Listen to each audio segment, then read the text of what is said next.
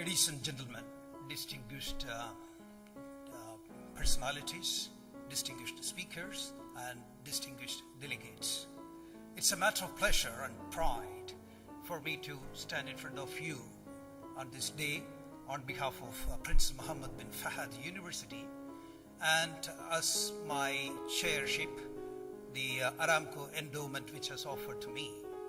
And I'm glad that we have got selected set of delegates who are going to concentrate on the upcoming theme, or rather percolating theme of the day, the big data analysis. We are going to look into the technology and tools, and at this juncture, and running short of time, maybe by 15 minutes, I would like to get into my job. At the same time, with all respect and due regards, I thank the management and my colleagues, and especially Jian, who was my assistant in carrying out the administrative procedures, for the excellent work and the contribution they have done. Okay, with this, I'm just going to give a profile introduction, not going into the depth and features of it, which is going to be carried out excellently by the upcoming speakers.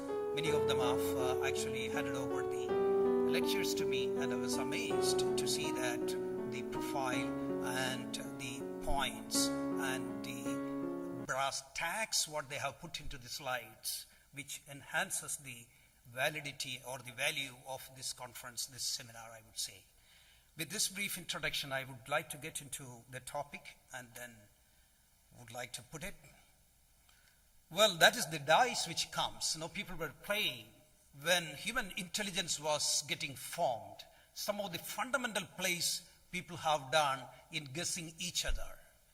And guessing the thing, based on the data, was actually taking place in the neural network or the cognition capabilities of the brain, not only for the human being, but for most of the animal.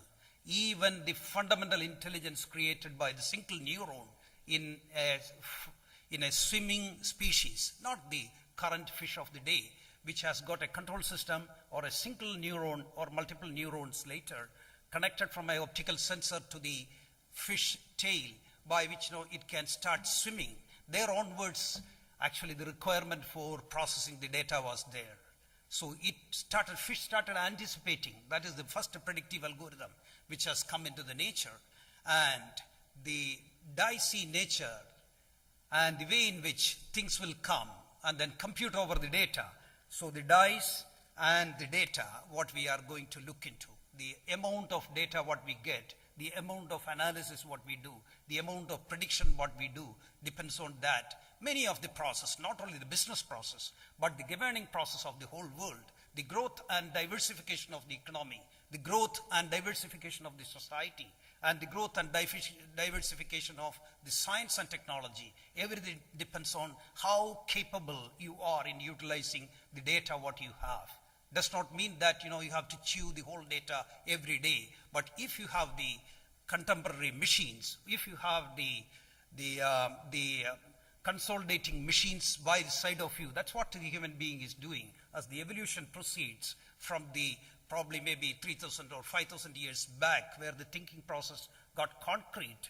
And then we were actually finding to get aid or the help by the side of the human being, which augments the brain, which has actually motivated us to do, and we will be doing wonders in the coming 1,000 years too. So the growth and diversification of the computer technology and information technology as such, as a secondary option of it, or the subsidiary output of the computers what we created, we have seen wonders in the world. Everybody communicating each other. 7.1 billion people across the globe are capable of getting dropped by the information from the sky when the universal cloud, what we perceive or we are trying to make the standards today, am involved.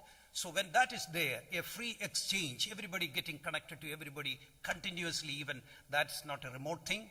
The growth and diversification of the computer technology and IT over the last 50 years has brought us enormous complexity along with the capabilities to solve the complexity what we create. One of the complexity what we were facing till 2010 was actually the amount of data what we created from the washing machine where you have the microprocessor in that, or maybe the microwave oven. It is actually creating data, but we are not collecting it. The way in which you are using, or the mass is using probably in eastern province, or maybe the tip of India, or one of the islands of Japan. How do they use the washing machine? At what time they use? How much amount of clothes they wash? Like that, if you know, we can design an optimized washing machine for them. So the amount of clothes they wash, what is the repeat frequency of it? All these things we can collect, and our designs can improve. It's only a primitive outlook over the data, but still it shows the data is actually getting generated. There is a need to generate data at everywhere. Look into that and optimize the society. Maybe over a period of 100 years, everything will be smooth and completely it will be data driven, and designs will improve, cost will be optimized, greenish atmosphere will be more, and the energy getting used will be reduced in a heavy way, by which we will be able to walk very slowly, we will be able to travel in a car, maybe 300 kg total weight, not 2 tons with 1600 cc. I think, all shops have to get closed actually, who are claiming 2000 cc engine we have. We don't require that much to take about a person, maybe 70 kg average into 4. So 280 kg, I want another 280 kg to take me. That's what is intelligence of human being, not taking them with 3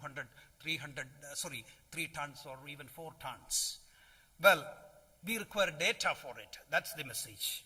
It is closely connected with the capacity of the processors, how we can process it. That's what I was telling actually. It requires best processors, it requires best memory, and it requires best storage.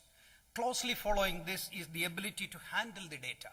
Today you know that if you are comparing 30 years, the elemental processing capability has gone about 10,000 times or even 20,000 times in the, not only in the peak performance, the quiescent performance, the actual performance what we get.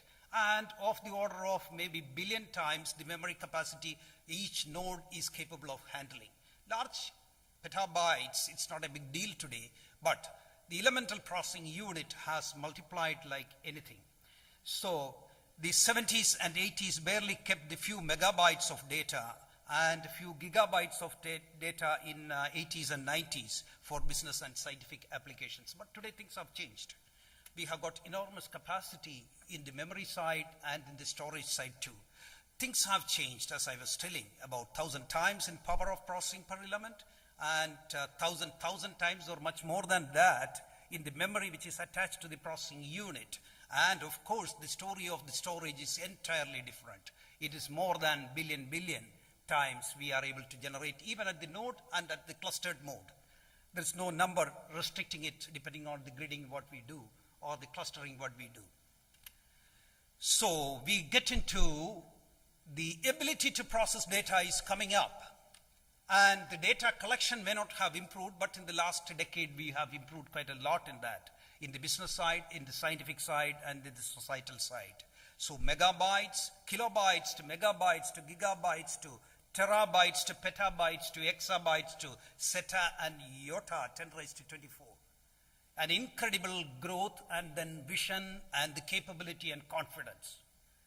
The matter is actually confidence. By 2010 we are very clear.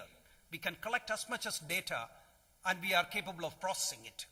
The question is that the systemic approach towards processing this data, our code rules and the normal forms of reduction may not be the way to deal with it. As the complexity increases, the intelligence need to be increased at several multiple stages to teach that level. The fundamental principles what we were using in the 19th century and 20th century are no more actually sufficient enough. I cannot say no more valid. Every fundamental thing is valid at every corner of the world. Otherwise it is not science.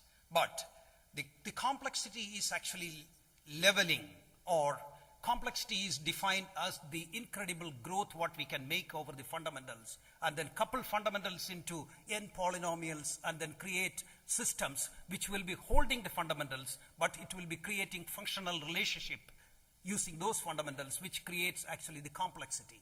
The more complex systems when we need to handle, we have to create more complex design, more complex systems to analyze that. So the basics of the database systems, what we have created in 21st century will remain good, and it will be the hardcore maybe at nodal points, but coupling them together and looking at the raw data what we are getting and transforming them to be able to make use of the past experience and capabilities, it is going to be a challenge. That is the theme of big data analysis.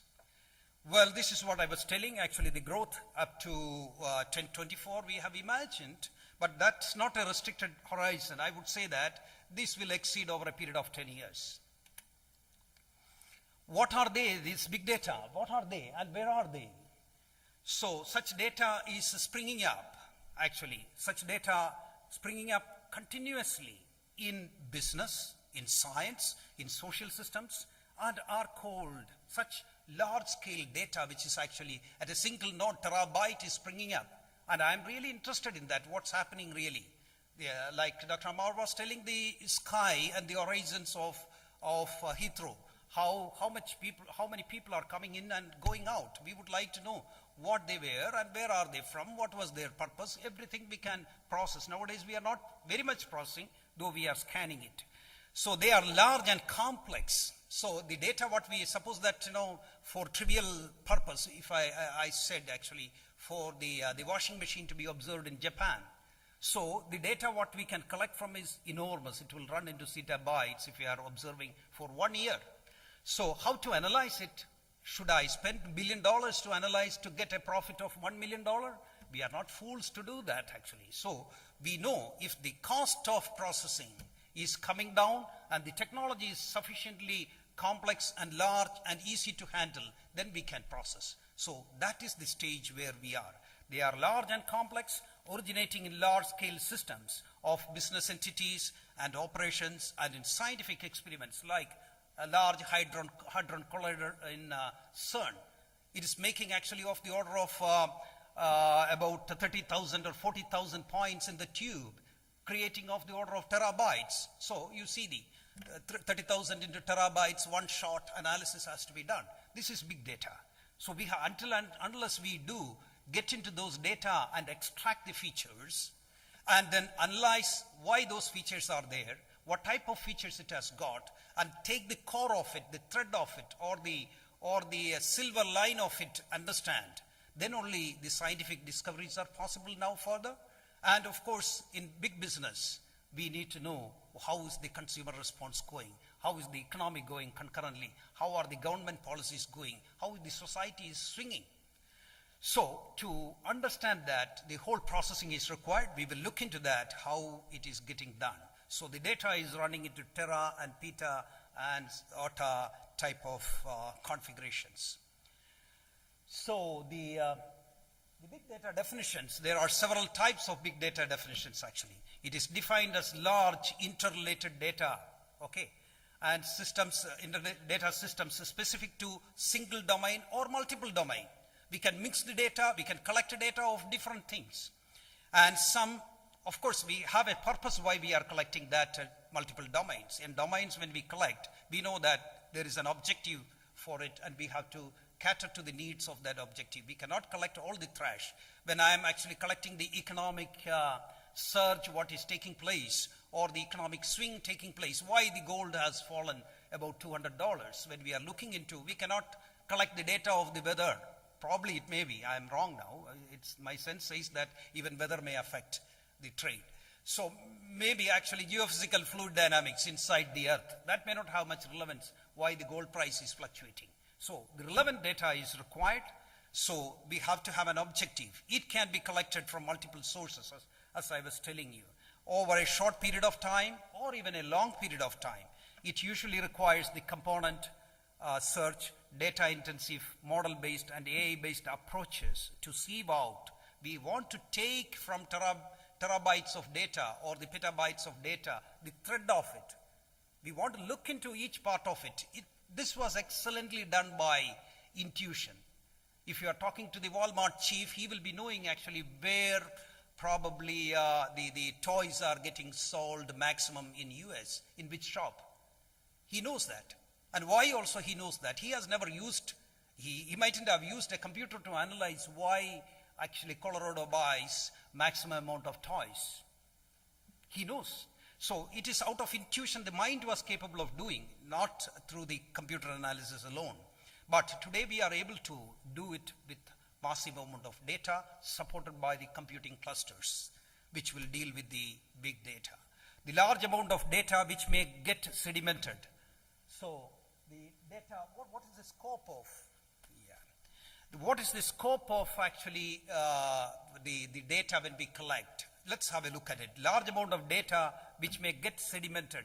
I'm telling sedimented means much of the automation we have brought in the data collection process. So you will be taking data just like this. It's like the mud on the seashore.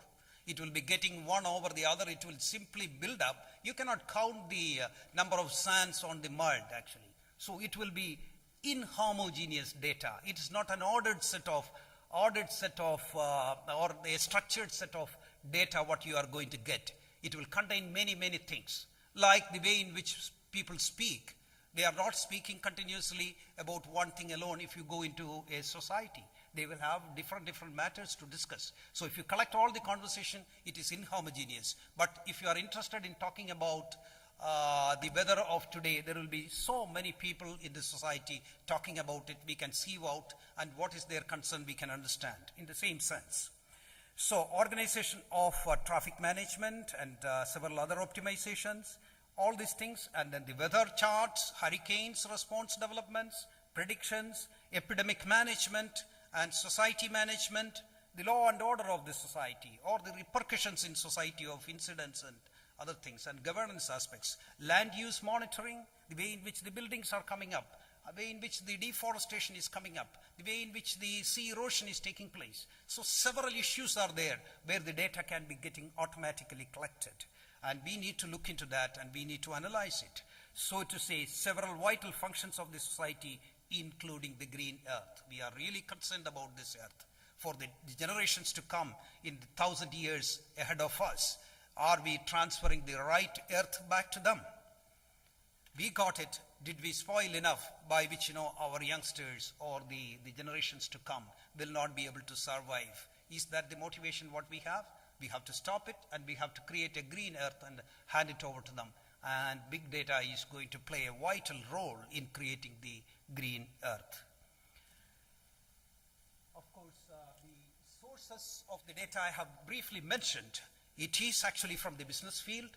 Large amount of business actions are going on, whether it is related to oil, whether it is related to the perishable commodities, whether it is related to metals and minerals, whether it is related to food items processed, or anything what we can trade actually. Anything what we can, and service trade, which occupies actually of the order of 60% or 64% of the $64 trillion economy the world has.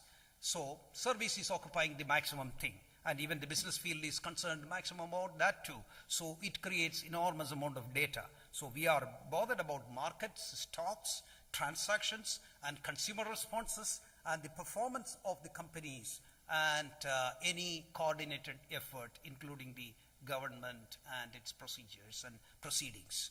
Scientific world is definitely, it was on the pursuit of big data for a longer time, but they didn't get enough computers except for maybe Lawrence Livermore or the Caltech or maybe NASA and many other institutions across the world buying specialized computers and using for large data processing. But today, these things are freely available. People can, teraflop processing I can do from my desktop itself because I can go to the cloud and then consume it. So geophysical fluid dynamics, and we are concerned about it, the fundamental particles, geology, looking at the universe and then finding out where are we from, where are we going to.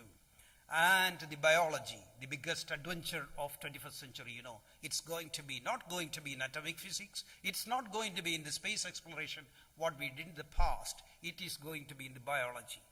So there also we require massive computing capabilities, though it has not come to that stage. I am fundamentally sure that over a period of 20 years, the maximum computing will take place in and around biology in the most complex format.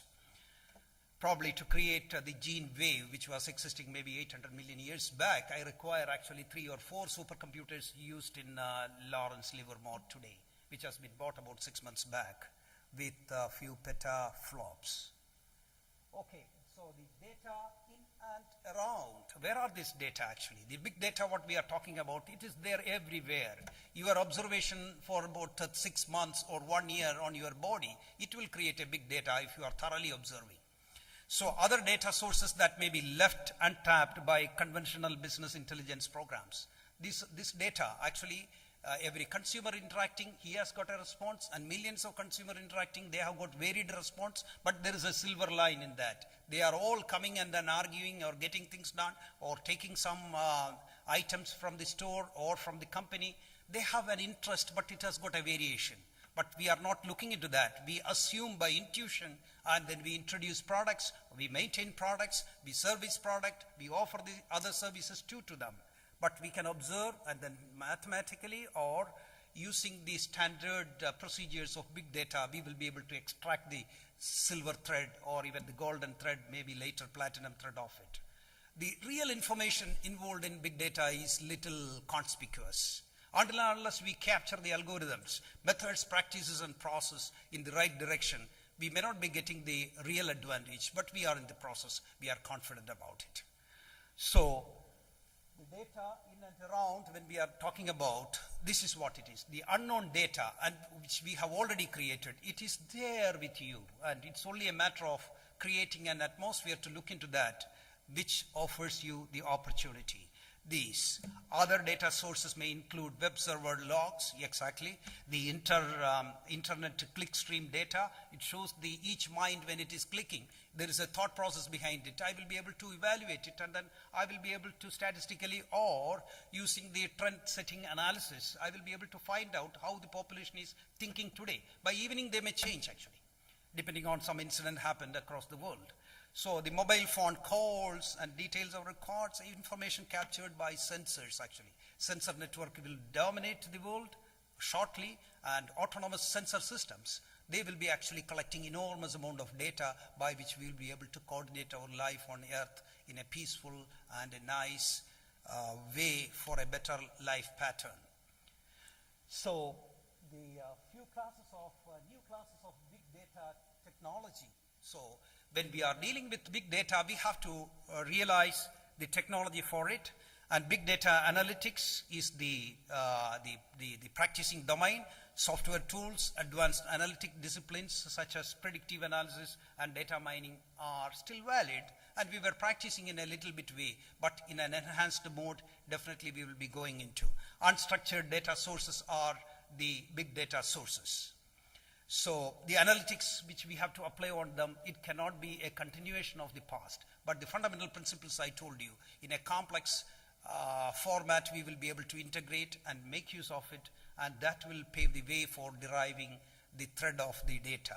New big data technology has emerged for the big data analytics environment. People, you will be hearing the speakers, which I have already seen. They will be touching upon these aspects, what I am covering in this keynote. They include actually what are the techniques. We have the NoSQL database, we have the Hadoop, and then the MapReduce algorithms, which they will be, some of them will explain. Hadoop is the distributed file system across the nodes, and it can be treated as the grid, and it can be integrated through the calls, and there is a procedure for it. MapReduce is the one which got integrated to, or rather Google as usually does, the acquisition process, and then MapReduce they are effectively using. So it will be able to use with patterns, we will be able to reduce the data what we have based on the structure which could be programmed into.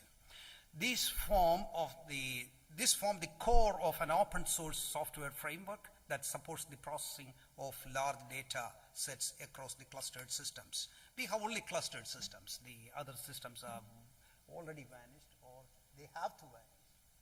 And then the big data, how to use it. This is what I was speaking till now. The value can be identified in the data when refined and modeled. Make hypotheses and see that the hypothesis is remaining valid or not. How much deviation is there, and then correct it. Correct the hypothesis, come to the conclusion, and we get the result what we want to derive out of it. create statistical, visual, and semantic models. I will be connecting the facts between, and I will have the semantic web created out of it, and including my InfoLED system, which is actually patented. Some people have started using it. Then validate the hypothesis, what I have put, and remodel the hypothesis. The process goes on. I derive the benefit of big data. That's the final result. Interpreting visualizations can be there. Visualization play a major role.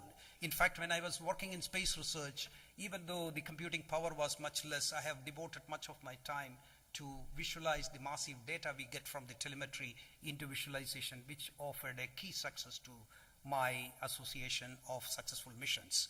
Making the interactive knowledge queries, adaptive algorithms, which derive meanings. So that also is a part of it. Some of the new sources are user-generated content through social media. There goes actually how people think. Politicians can definitely make use of it, I am sure about it. And then web and the software logs, which gives the tendency, which commercial people can make use of it. And information sensing devices massively distributed, aerial and space sensory perceptions, and then the perception engineering itself, genomics and healthcare records.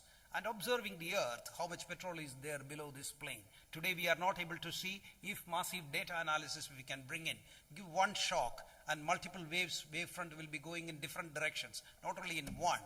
We will be able to see that, the waves which way in which it has gone and got not only reflection, the absorptive nature of the waves we can record, and we can go ahead. Still the practice is not there. So a typical case can be the insurance case. In fact, you will find, the way in which the business is done. Offer the lowest premium. I will offer the lowest premium for the lowest risk of the society. If I want to know the lowest risk of the society, I have to study the way in which people live there for some time. So definitely it's a business practice, and when we want to do, we will be definitely looking into the driving nature, the epidemic nature there, and the pollution levels of that. Almost everything very personal to them. We collect, we organize it, analyze, and say that this group is risk-free. We will say that for this district, for this region, the premium is very, very less because they won't claim. So making excursions to the public's information is another issue in big data, but people are doing there today and may continue to do. Well, all accrued data of selected 1 million people, each having 1 gigabyte, need to be obtained. Scale it up to exabyte, full population, and it explodes. If you want to do things in that way, that is what is big data.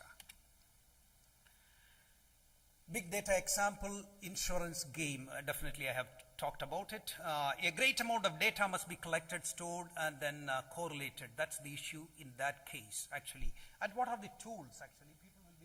People will be talking to you about these tools, actually. Hadoop is one of them, which is good for actually a distributed file system.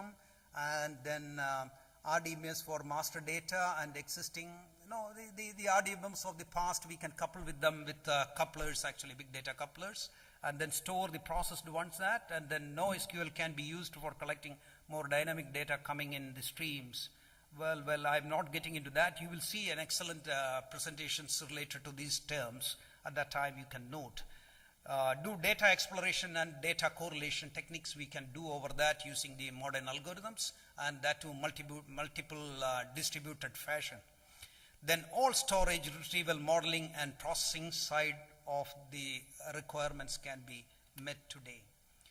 Each one has a pertinent example. The enterprises are really bothered about it because the competitor acquires big data capability, then I cannot be left behind.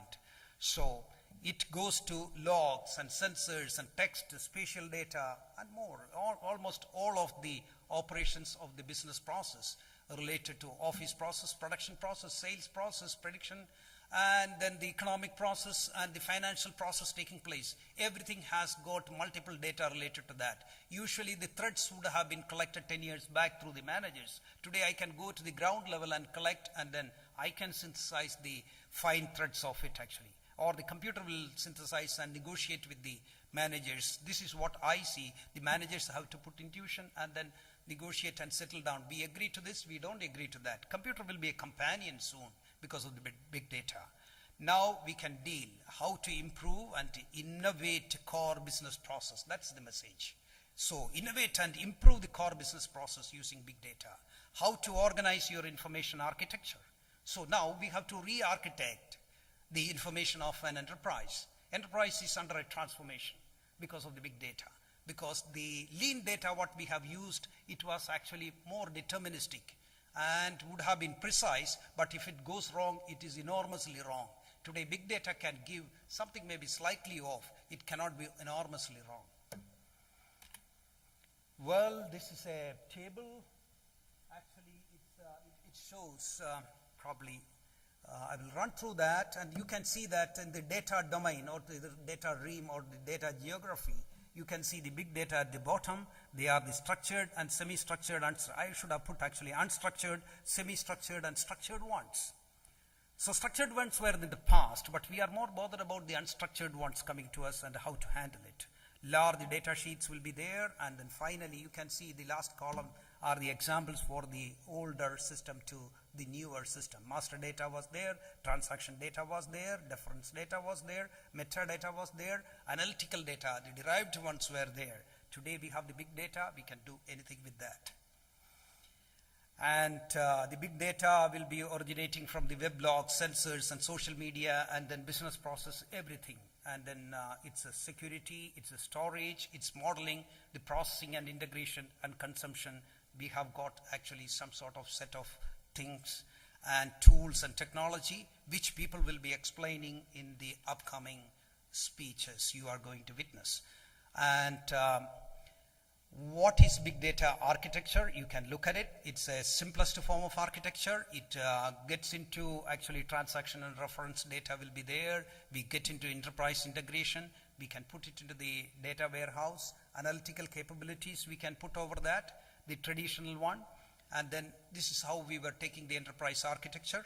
And the newer one will have slight change actually. We will have the machine generated and text, image, and audio randomly generated because of various activities. We get into the distributed file system and the key value data storage techniques we will use so that their filtering and ordering takes place there. And we can go for further reduction using the map reduce, and we can go to the sandboxes and data warehouses which you will be seeing in some of the lectures. And then we get into the analytical capabilities and derive the results what we were perceiving. And now adding big data abilities, we have to go ahead with the processing methods. Now MapReduce is definitely supporting the batch processing. That means large bulk of data sequentially we can filter and then integrate it later using the semantic capabilities or use the Hadoop integration capabilities of the files. Well, these are some of the technology which you will be witnessing in the sequenced lectures. Okay, it will report actually business intelligence reporting it will do, statistical estimates it will do, semantic and correlational exercise also it can do. It looks something like this in the enterprise environment, data and its acquisition process and its organization process, analysis process, and decision making or the decision creation process.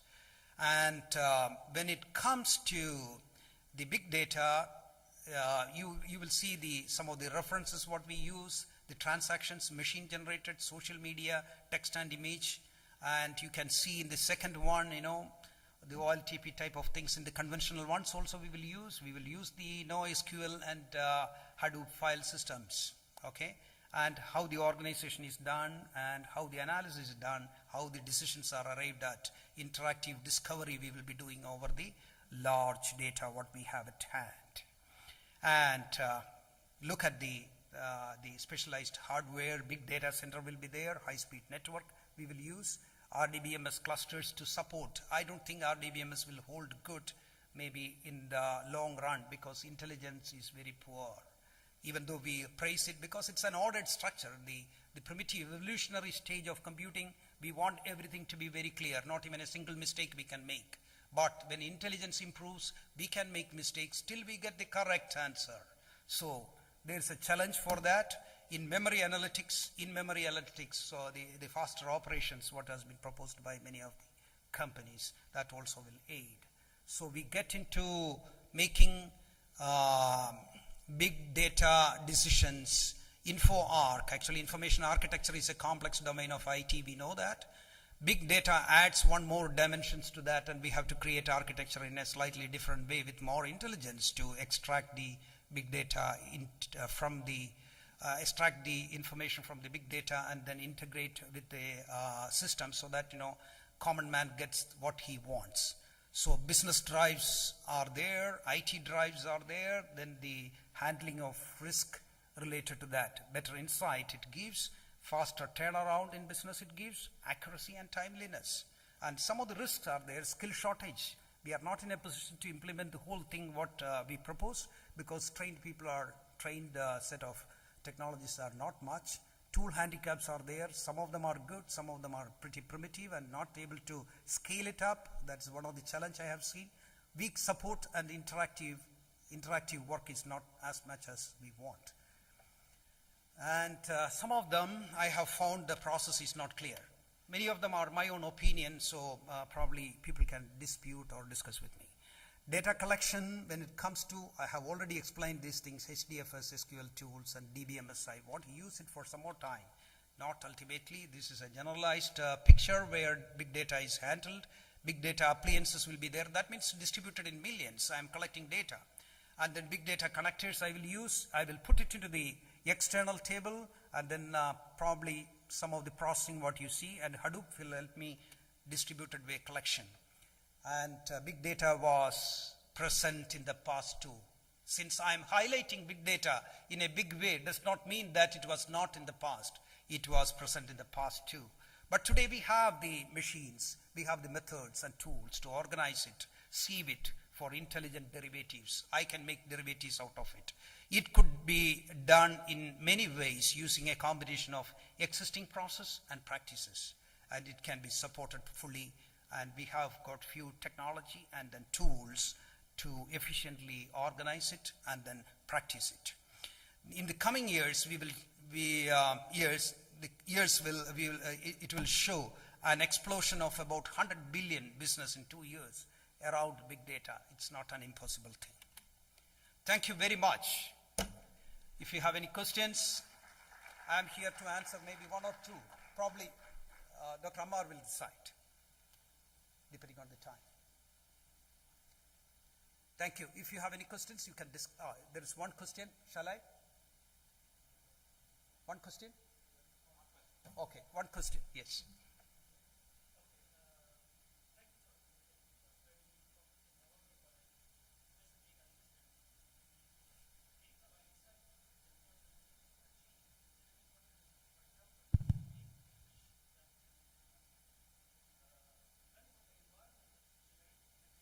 Around the fish, the type of information collected and analyzed will change with time.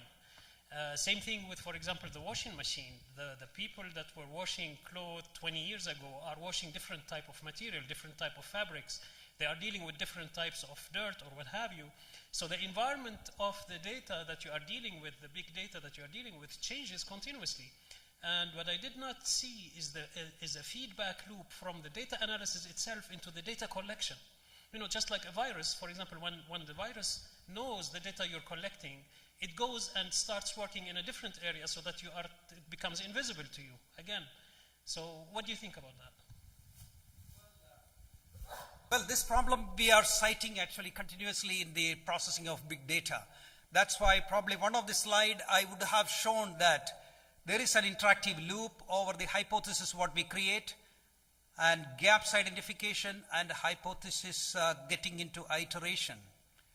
You are absolutely right. So the data is dynamically changing, and we will be tracking the nature with which it is changing.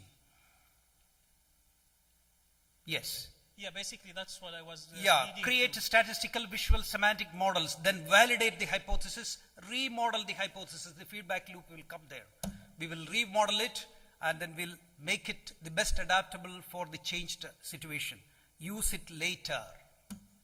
I hope that will give the clarity. Thank you.